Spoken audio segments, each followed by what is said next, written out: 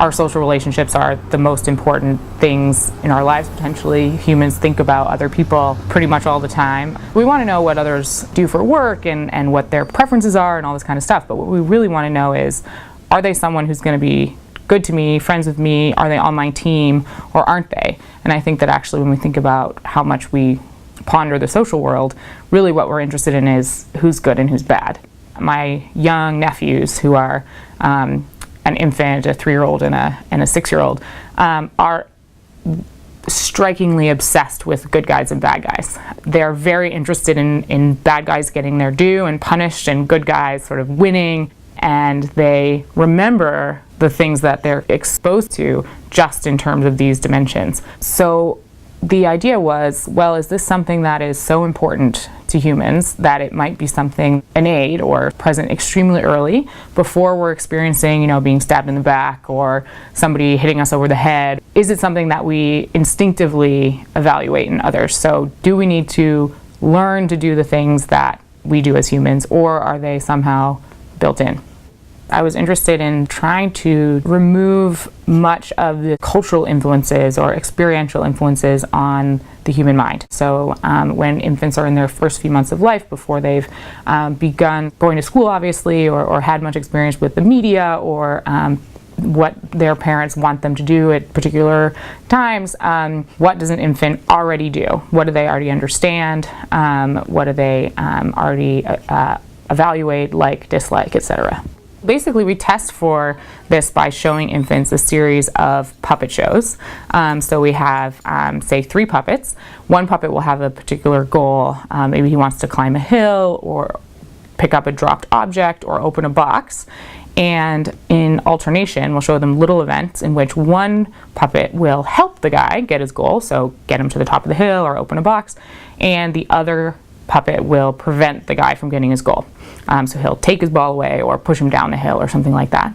And infants will watch these events in alternations. We call them helper events and hinderer events. Of course, we always vary the color and the side and the order in which infants see these events. And afterward, an experimenter who wasn't there to observe which puppet did what that day will bring the 2 puppets over and ask them to choose one. And so we've now done this with hundreds of infants in many different iterations of versions of helping and hindering, and found that over 80%, usually, even as much as 100% of babies in a given study will always pick the nice one. So they like the helper puppets over the hinderer puppets.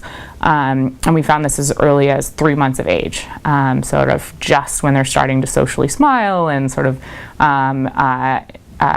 even hold their head up. They're still sleeping most of the time at that age, and yet they're already distinguishing the good guys from the bad guys.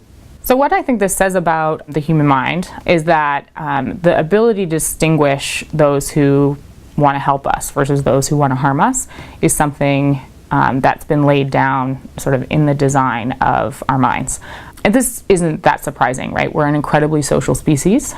We are much more peaceful and cooperative than any other species on Earth. So you could argue that in order to be so successfully cooperative as we are, we have to be incredibly judgmental. The fact that we found these kinds of things, in the first few months suggests that sort of the theory might be right, that humans are a social and even a moral species.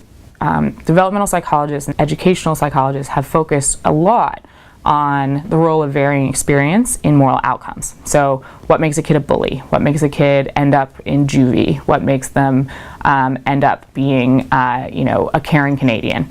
I think that if we consider children as just sort of moral blank slates, or that all of these different things are based on varying experiences, that we might be painting the wrong developmental picture. We might be designing the wrong interventions. You might want to know, like, hey, an infant already knows who's helping and who's hindering. To the extent that a given infant doesn't know that, maybe we could try to design an intervention that would help them. I think the only way to design really effective interventions to improve moral outcomes is to really understand what morality is and where it starts.